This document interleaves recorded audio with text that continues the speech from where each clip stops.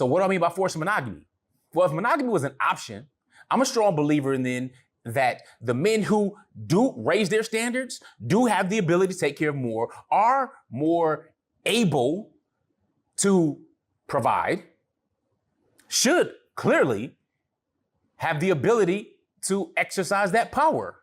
Meaning that they have multiple wives, they raise in multiple families, they can handle the responsibilities that come with it. Society thinks otherwise. Warning, viewer discretion is advised. The content, views, and educational material you are about to experience could challenge your belief, trigger strong emotions, and frankly, piss you off. This isn't for everyone. If you're not ready to confront new ideas, or if your feelings bruise easily, this might be the time to click away. Expect to be challenged, to think, and you might even want to scream at the screen. Proceed with caution, and remember, you chose to be here. Let's get it. Assalamu alaikum, peace. I am Coach Nazir, one of the coaches here at Outstanding Personal Relationships, as well as one of the authors of the book, Let's Talk Polygamy Uncensored. I want to share something with you today that I shared when I was speaking with a client of mine. And there's this concept, even though most people don't generally call it by its proper name, but the concept is called forced monogamy. Yep, forced monogamy. Now, of course, we're simply pro-moral, so I don't care if you're practicing polygyny or monogamy or what, but we feel strongly about the protection of the nuclear family. But let me just start off by saying this. There's a list I'm going to read to you.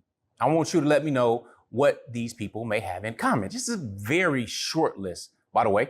But presidents like Bill Clinton, John F. Kennedy, Donald Trump, politicians like John Edwards, Rudy Giuliani, Elliot Spitzer, Anthony Weiner, or religious figures, Pastor John Gray, Pastor Carl Lentz, Pastor Jimmy Swaggart, Reverend Jesse Jackson, Tariq Ramadan, Elijah Muhammad, or Dr. Martin Luther King Jr., or celebrities like Denzel Washington, Jay-Z, Kevin Hart, Arnold Schwarzenegger, Adam Levine, Ashton Kutcher, John Legend, Brad Pitt, Ben Affleck, Jude Law, Offset. All right, can't forget Bill Cosby, or athletes. I mean, the list again is pretty long, but Lamar Odom, Allen Iverson, Tiger Woods, Steve McNair, Magic Johnson, and Michael Jordan.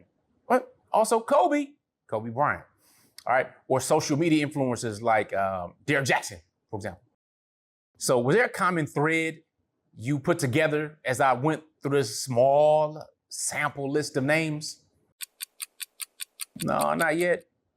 Right, different ethnicities, different backgrounds, stuff like that. Well, let me mention two. One, all of these individuals are alleged to have had or admitted to having sexual intimacy with people who were not their spouses. So infidelity, cheating, call it whatever you will. Now, the vast majority of these people, with the exception of maybe a couple of them, are also rich, as in 7, 8, 9 figures. So yeah, even 10, there are a few billionaires on the list as well. And I didn't mention like Bill Gates, right? So there are many people here on that list, these men, who have the ability to practice polygyny, the ability to marry multiple women, meaning ability as in financially, not necessarily societally, but financially they can provide for very well, I would say. As you can see, many women were part of this. Now, I'm not going to go into naming the women, mistresses, jump downs, or any of the children or bastards that came from this. Yes, there's actually a term called bastard that means a child that is born out of wedlock. There used to be a time in society where marriage was something that was honorable and something noble, where nowadays the terms like baby mama, baby daddy is something that is more common, sadly, and more acceptable than that of husband and wife or wives. So what do I mean by forced monogamy? Well, if monogamy was an option, I'm a strong believer in then that the men who do raise their standards, do have the ability to take care of more, are more able to provide, should clearly have the ability to exercise that power. meaning that they have multiple wives. They raise in multiple families. They can handle the responsibilities that come with it. Society thinks otherwise. See, what you don't think about is the women. You know, people are like, oh no, they shouldn't do this, they shouldn't do that, or maybe they should just control their lust and so on and so forth. You know, that's a whole different thing. When you make and design your own planet, Mr. or Miss Creator, set it up how you will. But in this one, we are not the same. Men and women are not the same, come from the same species. All right, we're different. We need each other. That's how we win, but we are not the same. So with that being said, no one's really talking about the women here. The women who they cheated with, the women who some have these extra children, the women who are just pretty much dispensable, they're expendable, don't have much value, all right, not regarded as much, prostituted themselves out. So yeah, what about them? They don't have a right to get married? See, one of the challenges that we hear is that, you know what, there's more than enough women in America. Yeah, there are more than enough women in America. There are. The fact of the matter is that every male linked up with every single female just on an XY basis, over 6 million women or 6 million females be left unmarried. Now, we know that's not how it works. You want to find a spouse, oh, just next door neighbor, she's a female. Next door neighbor, he's a male, or across the street, down the block. That's not how it happens. There's a lot of other variables and nuances that go on, right? Absolutely. Now, what I mean by forced monogamy is that none of these individuals have the legal ability to go ahead and marry their mistress, because there are some who have relationships for quite some time, hush, hush. They had good relationships, they have love, they have these intimate connections. However, they're doing it in an immoral way. They didn't go and marry them, according to their scripture or their background or their belief system and practice polygyny, like many of these people on the list are Christians, especially the pastors. I mean, Martin Luther King, Reverend Jesse Jackson, John Edwards. These people are religious individuals. They talk about the word. And in the word, there are people that practice polygyny. The most righteous people, these prophets that were sent to mankind for guidance. But no matter your religious or cultural background, the question is, why is it okay to have women as expendable as this and not recognize that polygyny is an ancient solution to a modern day problem? Because men, they're still going to do what they're going to do. Many men aren't interested in polygyny because it's much cheaper, easier, and more acceptable to simply cheat, have a mistress, have a sugar baby, have a jump down, have a prostitute, have an escort, right?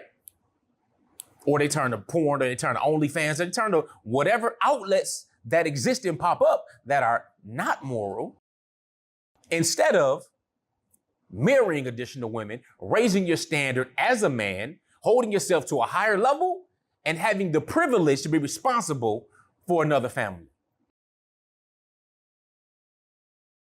When polygyny is not an option, when you erase that and you get rid of that, then you're forcing monogamy. I don't care if you're talking about how, DeVal was talking to his wife, Kay, the Ellises, if you will, when he felt that he was forced into monogamy with her. They were already doing everything before marriage.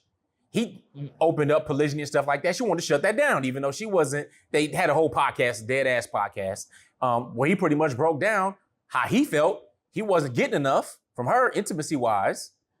And that's the only outlet he had. So he felt he was trapped in monogamy while she was weaponizing sex. Why do women constantly push monogamy on men? If you know that you don't want to have to deal with him all the time just wanting you, why do you push monogamy on men? Well, who's to say I pushed anything on anybody? Well, we know that you pushed monogamy on me. I pushed monogamy. I forced you to get married to me? Time out.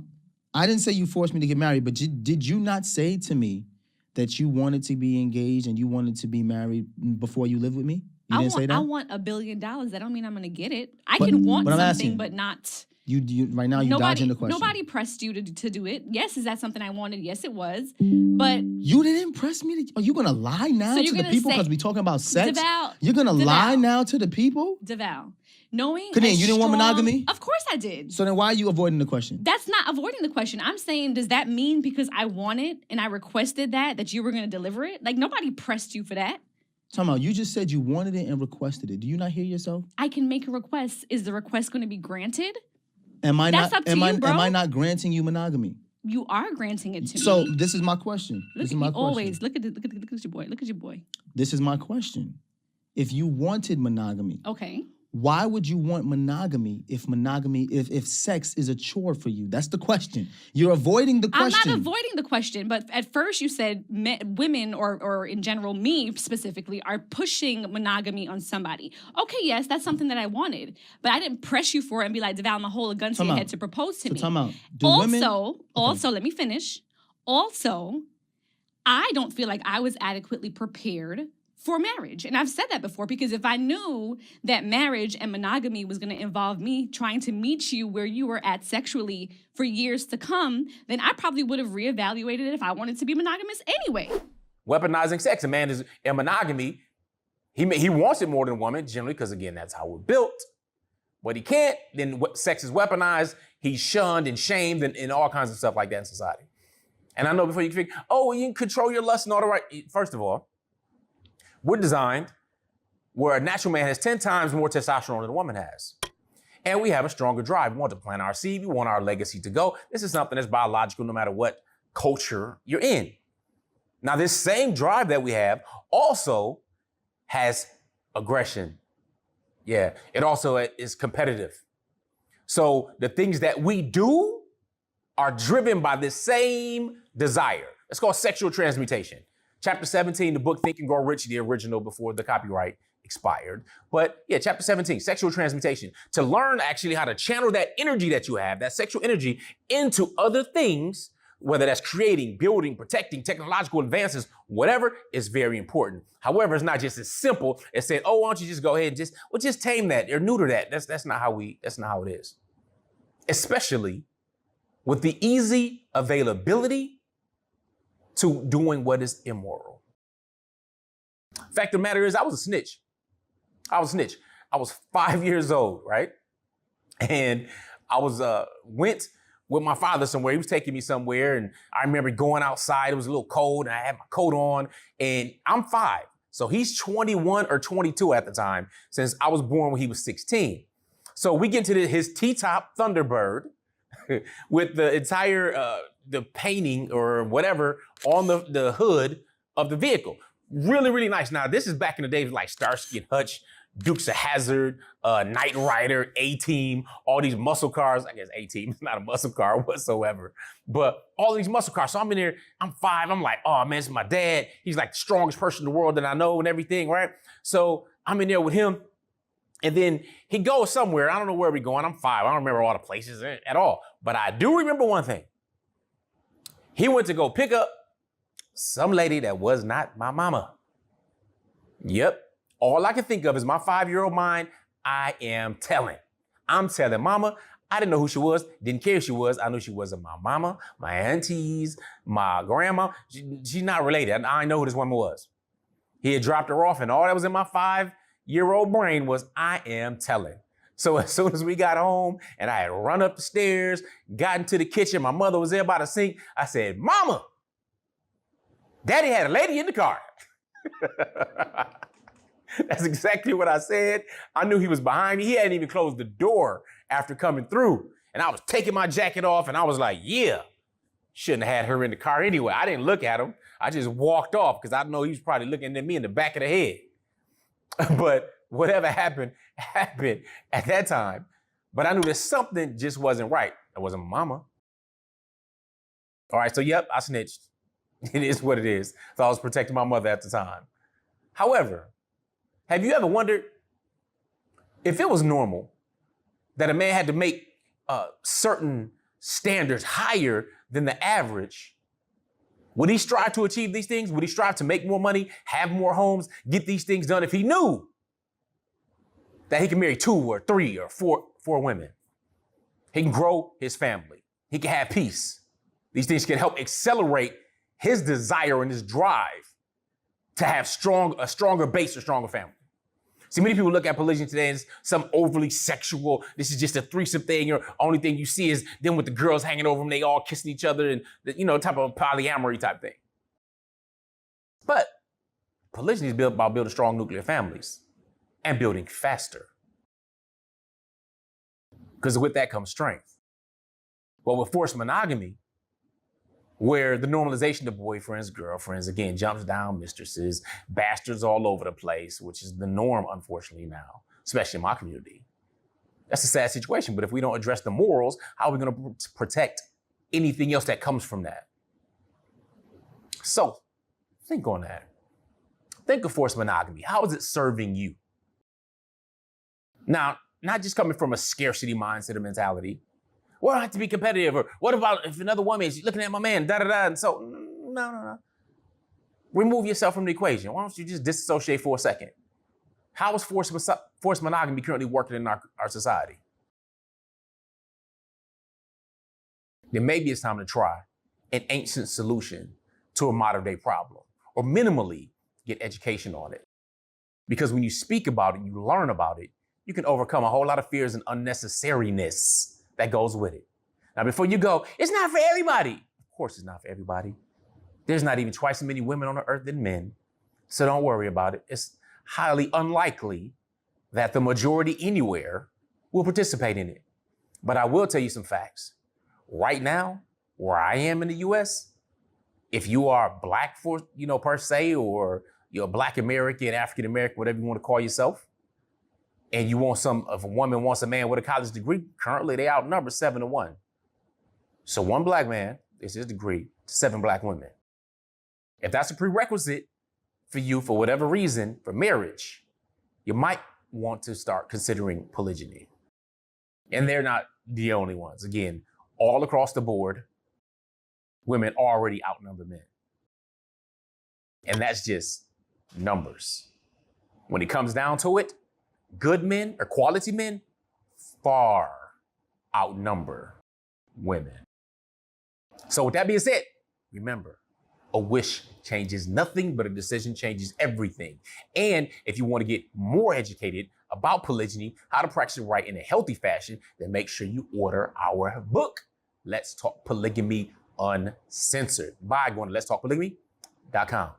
I look forward to hearing from you. Make sure you leave in the comments your opinion on forced monogamy. Let me know you watched the entire video, supporting what we do and everything else by putting in the comments big ups, BIG UPS. All right, y'all, I'm out. Assalamu alaikum. Peace.